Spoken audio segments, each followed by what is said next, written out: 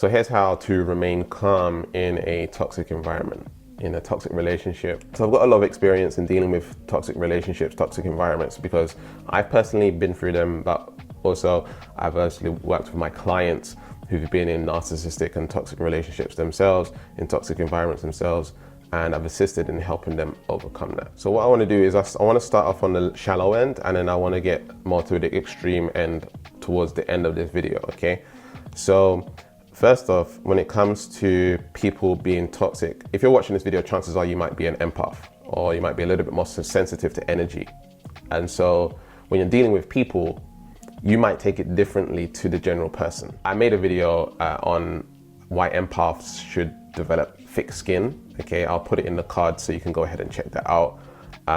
But usually empaths don't have a strong skin. They don't have thick skin, and they take things really personally, and they take it as an attack.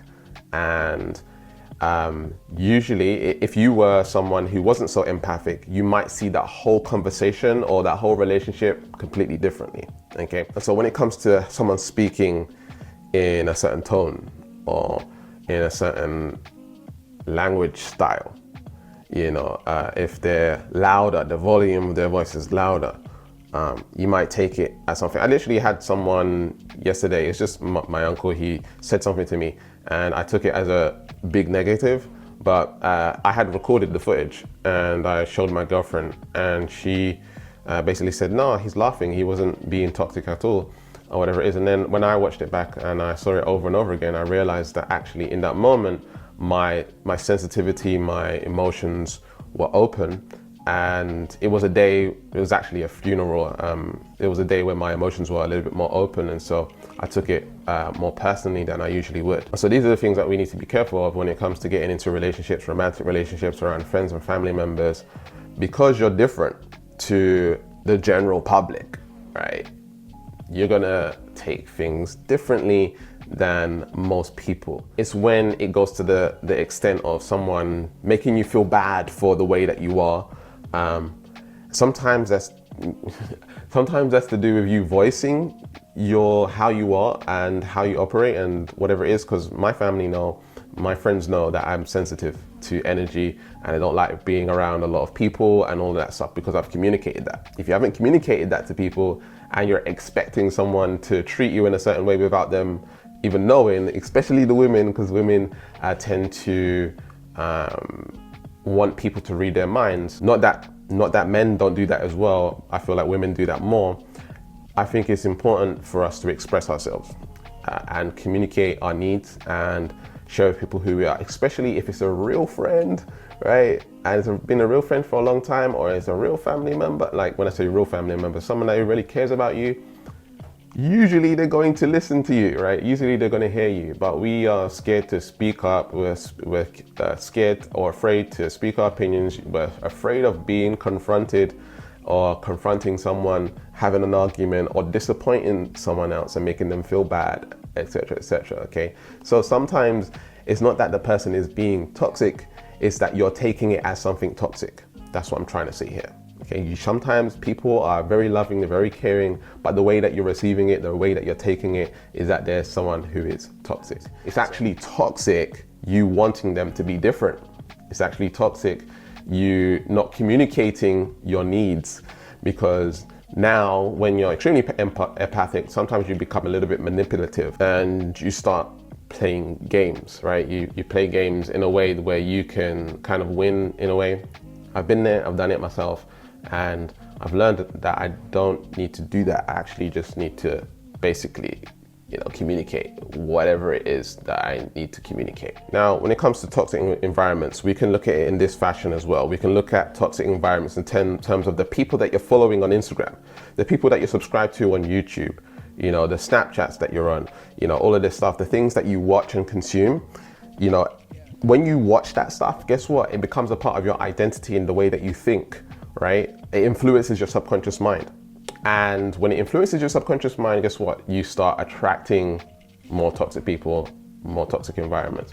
Okay, so literally what you consume in terms of what you're watching on social media, etc., is going to change what you see on your external reality in terms of your real life. And so if you have a friend or a family member that you need to communicate something to, if you have something on your chest that you've been holding on to for a while now, on your heart that you've been holding on to for a while now, and there's a problem in a relationship that you have, you need to address that right away. You need to go ahead and address that by either talking to them and communicating whatever it is that you need to communicate, or you need to ask yourself, do you want to continue this relationship or do you want to end it? Okay, and so with our mobile phones these days, you can block someone, you can delete their number out of your phone, you can unfriend them on Facebook and all of this kind of stuff, right?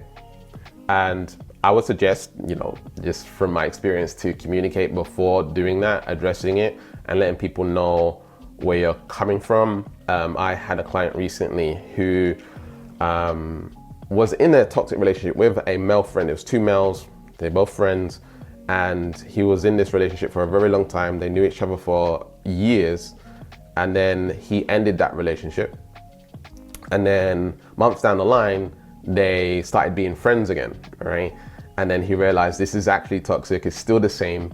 And then he communicated that he can't continue this relationship anymore. He didn't just end it and block it, he communicated that, and he's one of my one-on-one clients, and I basically helped him through that process. So basically what I'm saying here, if you want to be more calm in a toxic environment, you need to take the steps to removing certain social medias, removing certain people out of your phone, not taking certain calls, and even creating distance. Okay, creating distance if it's a family member or something like this, and you are going to visit them all of the time or whatever it is. You need to create distance where you're not around them as much. But again, I just want to remind you, sometimes this goes back to you developing yourself, right? Sometimes this goes back to you becoming a stronger version of yourself. As an empath, I don't see myself as someone weak.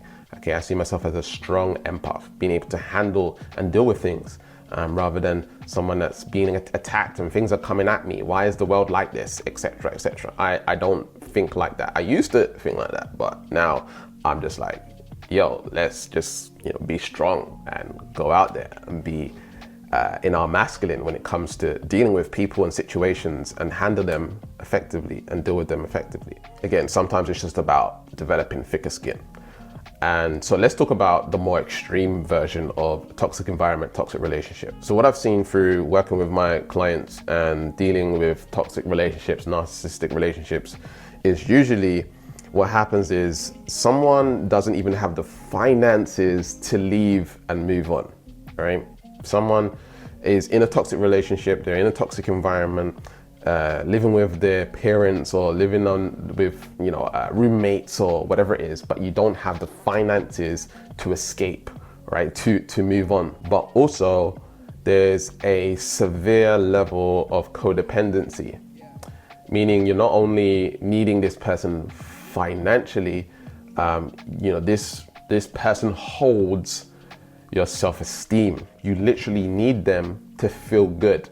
And this is a very, very, very bad place to be in. And so I just want to show you that I've personally been there myself, not necessarily with the financial part, but the emotional part.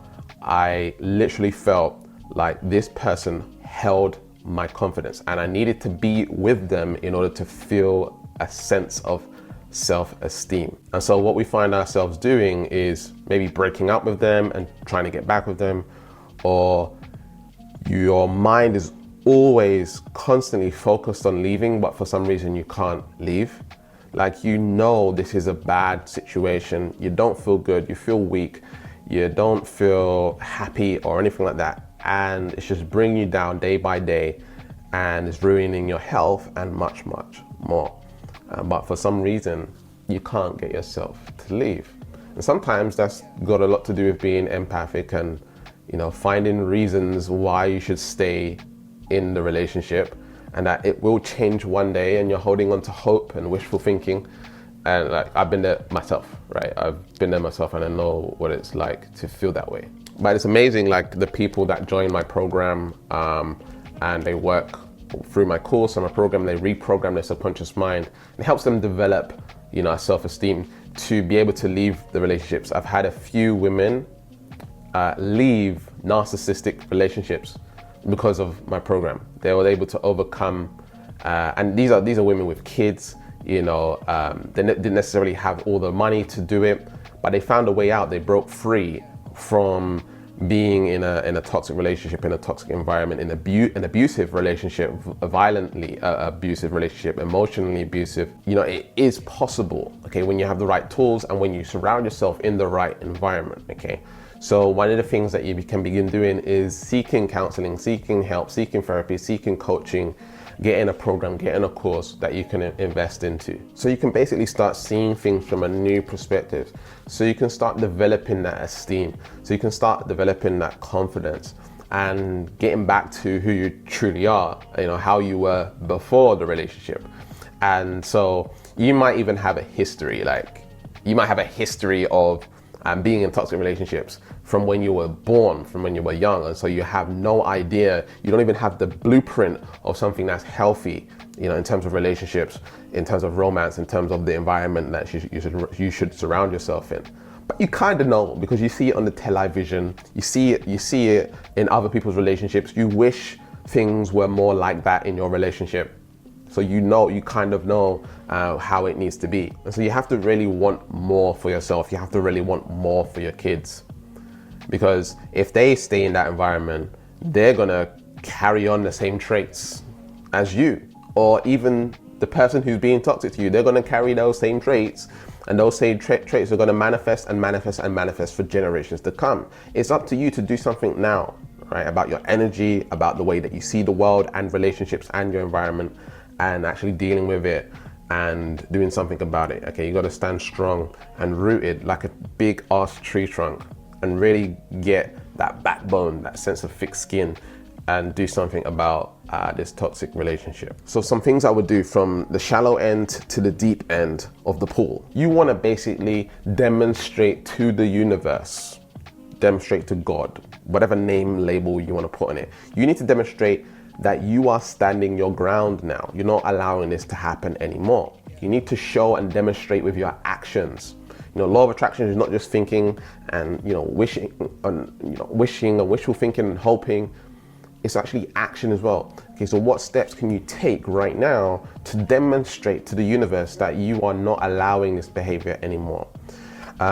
So deleting certain people out of your phone, again, shifting your social media so it's mostly positive stuff, uplifting stuff, self-esteem stuff, listening to more affirmations and binaural beats. Also start talking to people. And not people who are in the same situationship or situation as you.